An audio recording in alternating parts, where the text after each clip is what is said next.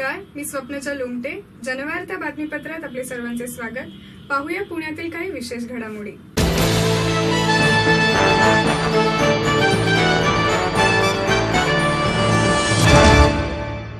पुणे महानगरपालिका निवडणुकीच्या पार्श्वभूमीवर मुख्यमंत्री देवेंद्र फडणवीस आणि पालकमंत्री गिरीश बापट यांच्या उपस्थितीत भारतीय जनता पार्टीची जाहीर सभा घेण्यात आली. पंतप्रधान नरेंद्र मोदींचे विशेष प्रेम या पुण्यावर आहे. त्यांनी इथल्या विविध कामांचा शुभारंभ केला. भाजपने मेट्रो आणली नाही तर त्याचे कामही सुरू केलं, त्यामुळे विरोधकांच्या पोटात गोळा आलाय, अशी टीका देवेंद्र फडणवीस, गिरीश बापट यांनी विरोधी पक्षावर केली आहे. पालिका निवडणुकीच्या प्रचारासाठी मुख्यमंत्री शहरात आले होते. बाणेर इथे त्यांनी पहिली सभा घेतली. यामध्ये त्यांनी विरोधी पक्षावर तोफ डांगत त्यांच्यावर चांगलेच तोंड सूप घेतले. तर गिरीश बापट यांनी या शहरातील कचरा प्रश्न सोडवण्यासाठी योग्य उपाययोजना झाल्या असून मेट्रोचे काम सुरू झालंय. तुमचं प्रभागासाठी विजन काय असणार आहे? आताच तुमची जी सभा झाली त्याच्यामध्ये आता बापट सर आले होते, तर तुमच्या पूर्ण पक्षाचं विजन काय असेल? मी महिलांकडे सर्वात प्रमुख महिलांकडे लक्ष देणार आहे. आणि अवस्था आहे आपल्याकडे आणि त्याबद्दल कुठलंही नियोजन दिसत नाही. जसे की फुटपाथ असो किंवा पार्किंगची सोय असो. आज एवढी मोठ्या संख्येने लोकसंख्या असणाऱ्या या भागामध्ये मला एकही पार्किंग दिसत नाही. तर या पार्किंगची सोय नसल्यामुळे ज्या प्रकारे ट्रॅफिक जाम, सर्वप्रथम ट्रॅफिक मुक्त करण्यासाठी माझा प्रयत्न राहणार. भाजी मंडईचा प्रश्न सांगेल तुम्हाला.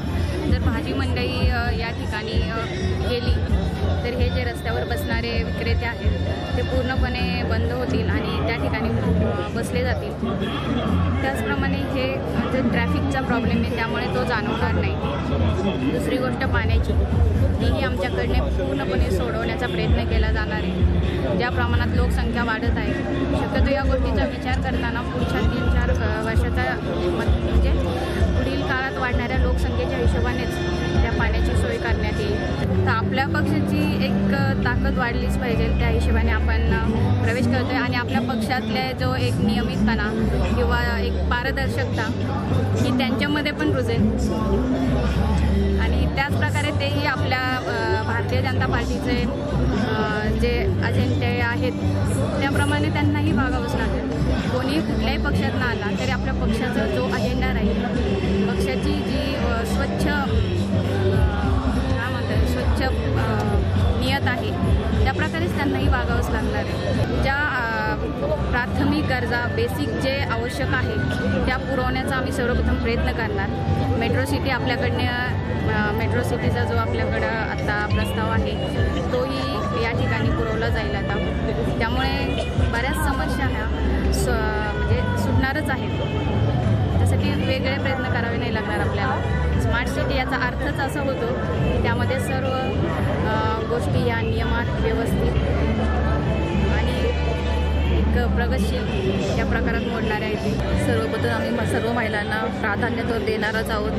त्यांना अनेक माध्यमातून आम्ही रोजगार उपलब्ध करून देऊ. आम्ही बचत गटाच्या माध्यमातून महिला एकत्रित करून त्यांना घर बसल्या रोजगार कसा प्राप्त होऊ याच्याकडे आम्ही नक्कीच लक्ष देऊ. सर्वात प्रथम आम्ही महिला सुरक्षित कशा राहतात, म्हणजे जाता येताना महिलांना जी दहशत वाटते, म्हणजे इथं दहशतीचं वातावरण आहे किंवा मागे सांगितलं त्याप्रमाणे, तर त्या सुरक्षित कशा राहतील याकडे आम्ही जास्त लक्ष देऊ. भारतीय जनता पार्टीतर्फे या बाणेर, बालेवाडी, पाषाण, सुतारवाडी, सोमेश्वरवाडी, पंचवटी परिसराचा गेल्या 30-35 वर्षापासून विकासापासून वंचित असलेला हा परिसर, या परिसराचा सर्वांगीण विकास करण्यासाठी या ठिकाणी भारतीय जनता पार्टी कटिबद्ध आहे.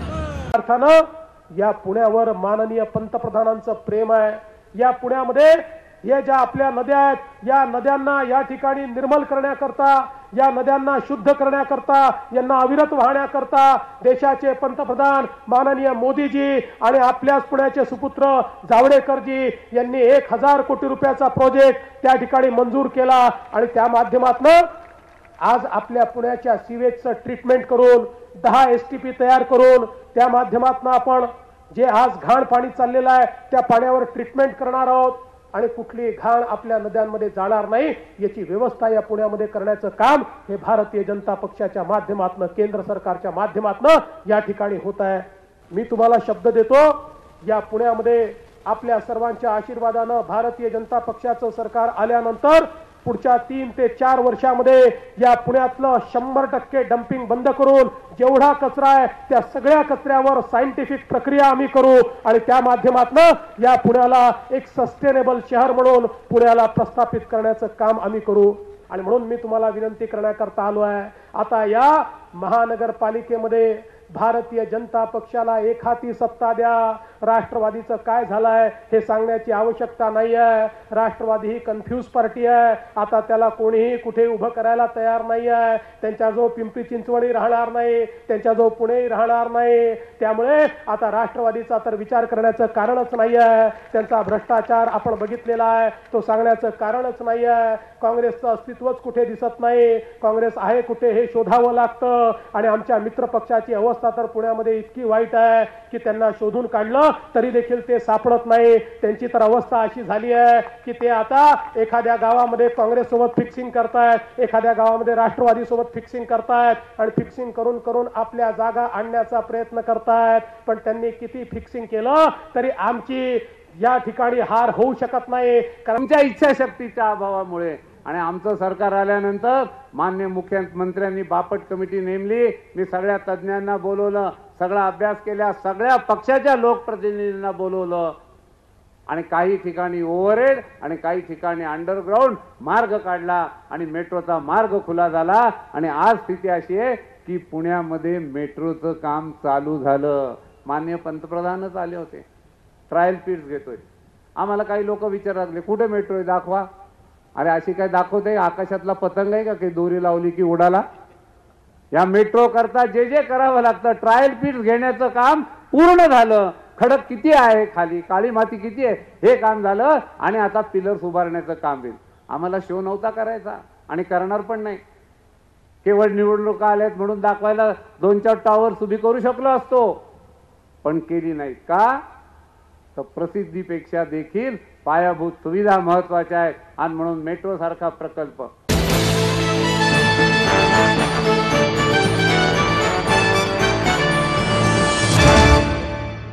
श्रीहरिकोटा येथून एकाच प्रक्षेपकातून तब्बल 104 उपग्रह पाठविण्याचा विश्वविक्रम भारतीय अंतराळ संशोधन संस्थेने केला.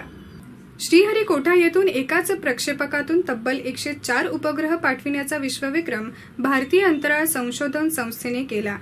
एकाच प्रक्षेपकाद्वारे एवढे उपग्रह पाठविणारा भारत हा पहिलाच देश असून ही एक ऐतिहासिक घटना आहे. 15 फेब्रुवारी सकाळी 9:28 इस्रोने ही ऐतिहासिक कामगिरी केली. PSLV-C-37 आणि कॅट्रोसॅट 2 श्रेणीतील हा उपग्रह अवकाशात यशस्वीरित्या झेपावला. PSLV-C-37 चे 39वे उड्डाण असून यावेळी त्यांनी 104 उपग्रह नेले. आंतरराष्ट्रीय ग्राहकांच्या उपग्रहांचाही यामध्ये समावेश आहे. इस्रोच्या या कामगिरीबद्दल पंतप्रधान नरेंद्र मोदी यांच्यासह देशभरातून शुभेच्छा देण्यात येत आहे. यापूर्वी एकाच वेळी सर्वाधिक उपग्रह पाठविण्याचा विश्वविक्रम रशियाच्या नावावर होता. त्यांनी एकाच प्रक्षेपकातून 37 उपग्रह पाठविले होते. भारताने 2015 मध्ये 23 उपग्रह यशस्वीरित्या पाठविले होते. परंतु आजची झेप ही सर्वात मोठी ठरली आहे. 104 उपग्रहांच्या यशस्वी उड्डाणासह भारताने नवा इतिहास रचला आहे. या उपग्रहातील 101 उपग्रह हे प्रवासी असून त्यात अमेरिकेच्या 96 उपग्रहांसह इस्रायल, कझाकस्तान, नेदरलँड, स्वित्झर्लंड आणि संयुक्त अरब अमिराती या इस्रोच्या 5 आंतरराष्ट्रीय ग्राहकांच्या 5 उपग्रहांची समावेश आहे. ही देशाच्या दृष्टीने खरोखरच अभिमानाची गोष्ट आहे.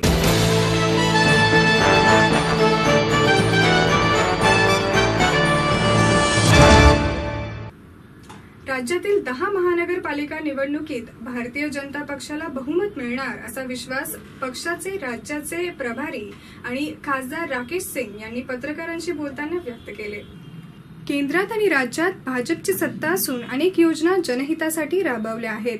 त्यामुळे पक्षाकडून सर्वसामान्य जनतेच्या अपेक्षा उंचावल्या आहेत आणि गेल्या 2 वर्षात राज्यातील शासनाने चांगले काम केले आहे. त्याची पावती मतदार या निवडणुकीत नक्कीच देतील हा आमचा विश्वास आणि जनतेचा आशीर्वाद आहे. यावेळी पक्ष कार्यालयात राकेश सिंग यांनी पत्रकारांशी संवाद साधला.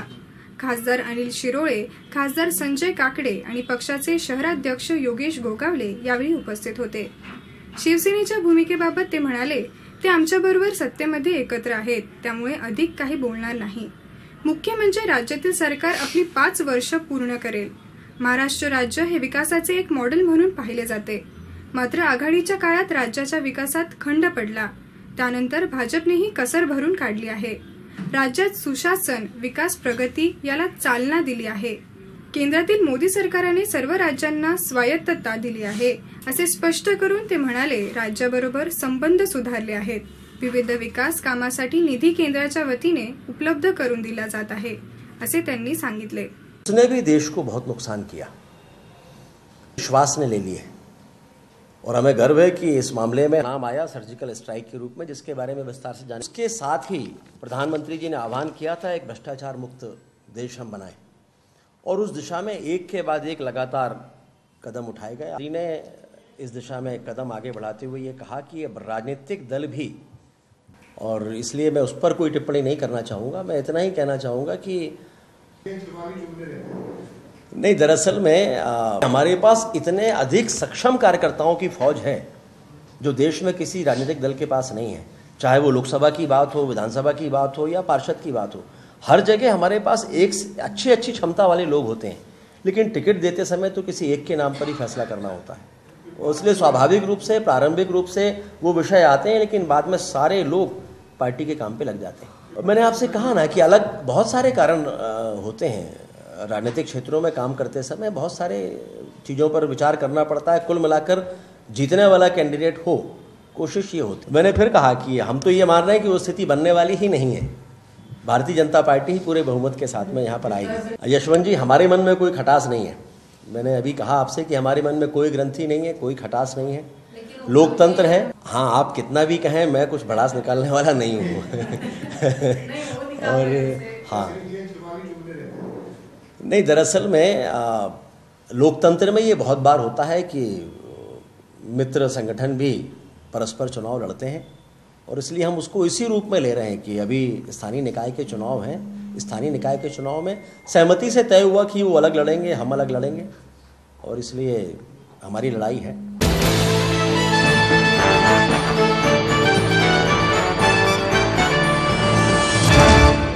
आत्ता आपण आलो आहोत प्रभाग क्रमांक 34 मध्ये. 34 मधील हे विठ्ठलवाडीचं मंदिर आहे. या मंदिराच्या इथे आपण आलो आहोत आणि मंदिराच्या इथून ही वाहणारी जी मुठा नदी आहे, मुठा नदीच्या स्वच्छतेचा प्रश्न आता ऐरणीवर आलेला आहे. आपण पाहत असाल कशा पद्धतीने मुठा नदीमध्ये कचऱ्याचं साम्राज्य झालेलं आहे. वाहत्या नदीच्या पाण्यामध्ये कचरा फेकला जातो आणि तो कचरा कुठेतरी झाडाझुडपांमध्ये अडकून तिथे घाण निर्माण होती.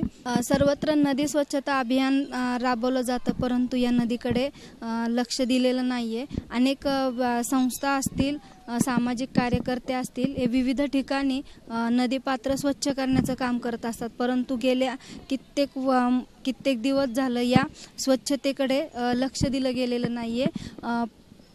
पावसाळ्यामध्ये पाणी सोडल्यानंतरनं ही जी घाण आहे ही त्या नदीच्या कडेला जी झाडं आहेत त्या झाडांमध्ये अडकून राहते.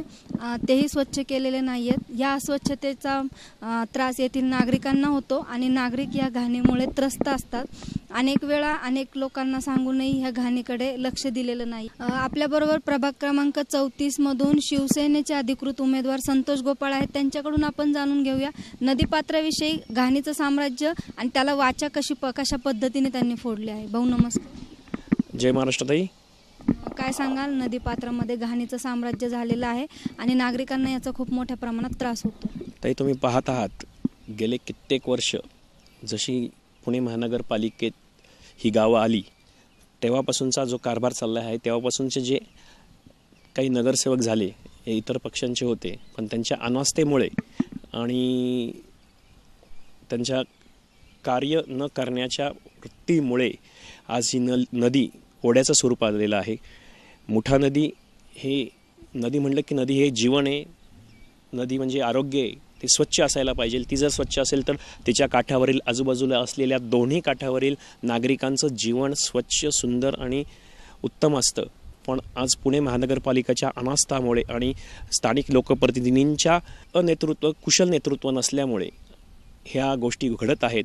जे ओढे नाले आज नदीला येऊन मिळत आहेत त्याच्या काठावरील त्या ओढ्यांच्या बाजूला किनारी जे नागरिक राहत आहेत त्यांना आज डासांचा त्रास होत आहे. तिथं त्यांना आरोग्य त्यांचं धोक्यात आहे. त्यांना त्याचा तो उग्र वास येत आहे. त्याचं कारण एकमेव आहे, ज्या पाईप्स लाईन्स आहेत त्या ह्या ओढ्यातच फोडलेल्या आहेत. त्याची माहिती संबंधित अधिकाऱ्यांना आम्ही वेळोवेळी दिलेली आहे. कारण जे चेंबर्स मोठे चेंबर्स फुटलेले आहेत ते ओढ्यात फुटलेले आहेत, ते नाल्यात फुटलेले आहेत आणि ते सगळे डायरेक्ट नदीला जाऊन मिळत आहेत आणि त्या योगे ती नदी अस्वच्छ होत आहे. तुम्ही रिसेंटली एक मागच्याच महिन्याची गोष्ट आहे, आंबेली ओढ्यात एक 13-14 वर्षाचा लहान बालक बॉल गेला आणि तो आणायला गेला आणि तो त्यात वाहून गेला. ह्या सगळ्या गोष्टीचं कारणीभूत कोण आहे? तो त्या बालकाचा, त्या एका आईचा मुलगा हिरावून नेला, त्याला कारणीभूत का आहे? ह्या सगळ्या गोष्टी ह्या नदी संदर्भात आहेत.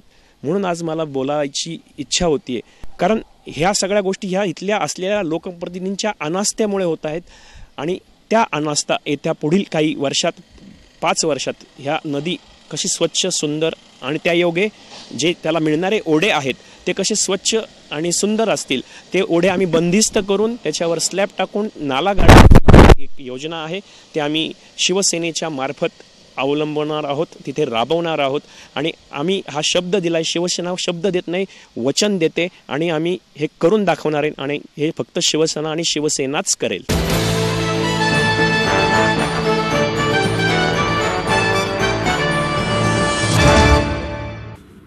कला ही माणसाला यशस्वीच नाही तर जगवते सुद्धा. तर पाहूया अशीच एक प्रेरणादायी कहाणी जी माणसाला कशी जगवते. प्रत्येक व्यक्तीला जगण्यासाठी स्वतःची कला असावी लागते.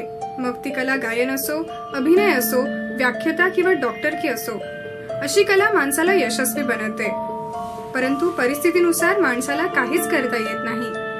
पण जिद्द असेल तर आपल्या जवळ असणारी कला ही जोपासली तर निदान गरीब व्यक्तीचा उदरनिर्वाह करून देते. असाच एक गरीब चित्रकार जो रोजचं आयुष्य जगण्यासाठी चित्र काढण्याच्या कलामधून आपली स्वतःचा उदरनिर्वाह करतो, अशा आपल्या परिस्थितीला मात करणाऱ्या व्यक्तीला जनवार्ता सलाम. आपल्यासोबत या ठिकाणी आहेत जाणे माने कलाकार तर नाही म्हणतायत, परंतु एक युवकांच्या मनामध्ये किंवा नवीन जी पिढी आहे त्या पिढीच्या युवकांच्या मनामध्ये एक जागा ठेवणारे किंवा त्यांच्या मनामध्ये एक रोप निर्माण करणारे असे एक आर्टिस्ट. या आर्टिस्टची काय भूमिका आणि त्यांच्या विषयी आपण थोडीशी माहिती जाणून घेऊया. भाऊ, तुम्ही गेले कित्येक वर्षापासून या ठिकाणी आर्ट्स ही कला जी आहे स्केचिंग वगैरेची ती तुम्ही अवगत करताय. या कलेचं तुम्हाला ज्ञान कसं मिळालं किंवा काय म्हणता येईल की ही कला तुम्हाला कशी अवगत झाली? मी शाळेत असताना ही कला करायचं ही मला आर्ट होती आणि मी माझं शिक्षण कॉलेजपर्यंत होऊ शकलं नाही. त्यानंतर मी शाळेच्या बाहेर झालो 7वी नंतर आणि 32 वर्षे मी मिळेल ते कामं करत गेलो. हॉटेलपासून ते पार स्क्रॅपपर्यंत सगळं करत गेलो आणि अचानक माझा पाय तुटल्यानंतर मी स्वतःला असं वेळ घालवण्यासाठी माझं चित्र असं गणेशजींचं चित्र काढत बसलो होतो. अचानक लोक मला पैसे लागले. अरे म्हणलं देवासमोर सगळे झुकतात, आपण का न लोकांचे स्केच करावे, त्यांना त्याचा आनंद मिळेल, त्याच्याबद्दल मला 2 पैसे मिळतील. आणि मी चालू केलं माझे ड्रॉइंग आणि गॉड गिफ्ट असल्यामुळं ती ड्रॉइंग होती, पण गुरु पाहिजेलच इथं. मला त्या गर्दीत अचानक गुरु मिळत गेले. त्यांनी माझ्या स्टेप बाय स्टेप मला त्यांनी फक्त माहिती देत गेले आणि मी तिथून पुढं घडत गेलो. सध्या तुमची रोजीरोटी म्हणतात किंवा तुमचा कारभार या कशा प्रकारे चालतो? माझा कारोबार हे सगळं यंग सर्कल आहे ना, जे त्यांना आपल्या चेहऱ्याबद्दल कुतूहल असतो. आपला चेहरा फोटोमध्ये तर असा दिसतो, पण एखाद्या कलाकाराच्या हातनं कसा दिसेल, त्यामुळे यंग सर्कल माझ्याकडे आकर्षित होतं आणि मग मी त्यांना काढून देतो. त्यांना खूप आनंद होतो आणि त्यामुळे मला थोडेफार पैसे मिळतात, त्यावेळी माझा गुजारा होतो. ही जी कला आहे एक प्रोफेशनल कला मानली जाते या कलेला, परंतु या कलेचं तुम्ही कुठेही काही कोर्स वगैरे केला नाही तरीसुद्धा तुम्ही एवढी चांगली आर्ट्स बनवू शकता. यामागचं सक्सेस मागचं तुमचं मेन रिझन काय? मेन रिझल्ट असं आहे की परमेश्वराने प्रत्येकाला काही ना काही दिलेलं आहे. त्यातून जर आपण ती माहिती स्वतःहून आज आपल्याला बुद्धिमत्ता आज तुमच्या मोबाईलमध्ये एवढीशा पेन कार्ड मेमरीमध्ये तुम्ही एवढी माहिती आपल्या मेमरीमध्ये किती माहिती असते, ही स्वतः आपण ओळखली तर आपण ती जगासमोर पेश करू शकतो. जगाला टॅलेंट आपण ज्या जगात किती टॅलेंट आहे, आजची यंग पिढी एवढी टॅलेंट आहे, सगळे एकमेकाला सहकार्य करू शकतात, त्यातून आपण एकमेकाला घडवू शकतो. तसं मी माझं काढलं बाहेर की आपल्यामध्ये आहे थोडंफार, तर आपण या जगाला दाखवू. त्यातून हे निघत आलं बाहेर. सर, तुम्ही इतके मोठे कलाकार रूपाने लोकांच्या समोर येत आहे. या कलाकृतीतून तुम्ही आजच्या यंगस्टरला काय कसल्या प्रकारचा संदेश तुम्ही देऊ इच्छिता? मी एक संदेश देऊ शकतो की तुमच्यामध्ये जे टॅलेंट आहे तुम्ही ते बाहेर जरूर काढा, या जगाला दाखवा आणि या टॅलेंटनी तुम्ही जगाला मोहित करा, कारण जगच तुम्हाला सहकार्य करणार आहे. कारण या टॅलेंटचा जगच उपयोग करून घेणार आहे आणि त्या टॅलेंटमुळे तुम्हाला पण बाकीचं काही मिळणार आहे. एक अशी कला ज्या कला शिकण्यासाठी लोक लाखो रुपये खर्च करून इन्स्टिट्यूटमध्ये जातात, त्या ठिकाणी अनेक प्रकारचे पैसे भरून सुद्धा एक जी व्यक्तिगत कला जी आहे ती प्रदर्शित करू इच्छित नाही. तरी पण एक आपल्यासोबत असे एक व्यक्तिमत्व आपण आज त्यांना भेटलो की त्यांनी न कुठल्याही प्रकारचा कोर्स न कुठल्याही प्रकारचे कसले शिक्षण पद्धतीत न घेता एक लहानपणापासून एक सवय म्हणून त्यांनी ही कला जोपासली आणि त्यांच्या अनुसार की लोकांनी यंगस्टरनी त्यांनी तेच करावं जे त्यांना करण्याची भूमिका आहे आणि त्यांच्यामध्ये जी कला आहे ती लोकांच्या समोर उजागर करावी. खूप खूप धन्यवाद भाऊ तुमचे. नमस्ते सर. आणि तुम्ही हे संदेश यंग सर्कलपर्यंत पोहोचत आहे. आज तुमच्या चॅनलवरनं हे सगळ्यांना पाहू द्या आणि त्यांनी स्वतःहून असं स्वतःचं असं आज स्वतःचं असं काहीतरी करावं आणि या जगासमोर ते साबित कर, म्हणजे जगासमोर एक उदाहरण ठेवावं आणि त्यांच्या तेच मार्गदर्शन होणार आहे. यंग पिढी पुढच्या यंग पिढीला मार्गदर्शन होत असते. तुमच्या हातानं जे होणार ते तुमचं कोणीतरी घेतलंच पाहिजे. एक अशा कलाकारांना एक सहारा देण्याचं काम या ठिकाणी त्यांचे एक मित्र सहभागी त्यांनी दिला आहे. त्यांच्याबद्दल जाणून घेऊया की या कलाकाराचं एक कला त्यांना कशी रुजली आणि त्यांनी सहारा देण्यामागचं नेमकं उद्देश काय किंवा त्यांचं कारण काय. नाही, काकांना मी नेहमी तिथे पांचाळ आपलं ओंकारेश्वर मंदिराच्या तिथे बघायचो. त्यातनं आमची ओळख झाली आणि मग नंतर हळूहळू काकांची परिस्थिती माहिती देत गेली की काही लोक काकांना त्रास द्यायचे, काय हे करायचे. मग काकांकडे एवढी मोठी कला आहे आणि काकांची जिद्द खूप मोठी आहे. म्हणजे आपण बघतोय की ते इतक्या ह्याच्यातनं पण ह्या परिस्थितीने पण हे करतात आणि मग अशा प्रकारे आमची जास्त ओळख होत गेल्यानंतर नंतर मी त्यांना काकांना विचारलं, म्हणलं असं आपण करूया. मग काकांना घेऊन मी तिकडे आलो. मग मी काकांना सोडणं वगैरे ते हे करतो त्याच्या आडव्यात, म्हणजे की जेणेकरून त्यांना कुठला त्रास व्हावा नाही म्हणून. आणि काकांचा स्वभाव वगैरे व्यवस्थित एकदम आहे आणि काकांनी तशी आम्हाला जे काही सांगतात किंवा हे करतात त्यातनंही आपल्याला काहीतरी प्रेरणा घेण्यासारखी, त्या हिशोबाने आमचं एकदम व्यवस्थित ट्युनिंग हे झालं. काका, एक अशा दोस्तांनी तुम्हाला मदत केली आहे जो तुम्हाला ओळखत पण नव्हता, ना त्याच्याशी रक्ताचं नातं ना कशाचे मित्राचं नातं, तरीसुद्धा त्यांनी एक ओळख तुम्हाला दिली आहे. या मित्राबद्दल तुम्ही काय बोलाल? मी त्यांचे इतके आभार मानतो की मी त्यांचे आभार का मानतो की अशा परिस्थितीत त्यांनी मला साथ दिलेली आणि साथ शेवट पण राहावी आणि असंच सगळ्यांना असे कोणाला एखाद्याला साथ देणारे मित्र भेटावे आणि एखाद्याचं जीवन सुंदर करावं. राजेंद्र खळे यांची ही आर्टिस्ट पाहून आजचे यंगस्टर बी त्यांच्यावर फिदा होत आहे. जाणून घेऊया आजच्या कॉलेजचे स्टुडंटकडून की त्यांनी या चित्राचे उपकरण कसे केले आहे. आम्ही त्यांना कायम भेटायचो, म्हणजे असं बघायचो की वैशाली हॉटेलसमोर ते बसलेले असायचे. तर मग आम्हाला एका सिनियरला असा सेंड ऑफ द्यायचा होता की त्याने खूप चांगलं काम केलं म्हणून. तर आम्ही आधी जे चित्र होतं ते प्रिंट करणार होतो, पण नंतर म्हटलं की प्रिंट करून काय फायदा, जर एवढे मोठे आर्टिस्ट आहेत आपल्याकडे तर त्यांच्याकडून आपण ते चित्र काढून घेऊया. ते दररोज बसले आहेत, त्यांना विचारलं की आम्हाला चित्र काढून भेटणार का. ते म्हटले हो, चित्र कधी या तुम्हाला चित्र काढून भेटेल म्हणून. यांची माहिती तुम्हाला कशी मिळाली? आम्ही बघितलेलं त्यांना, वैशाली हॉटेलसमोर ते बसलेले असायचे.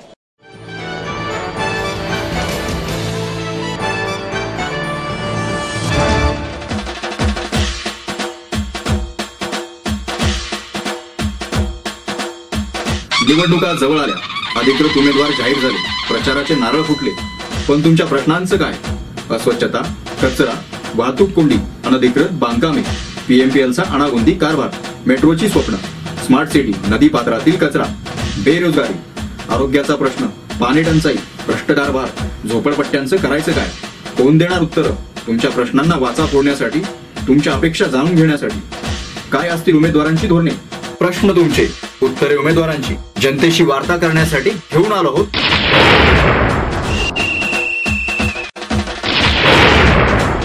जनता दरबार जनवार्ता न्यूज पुणे.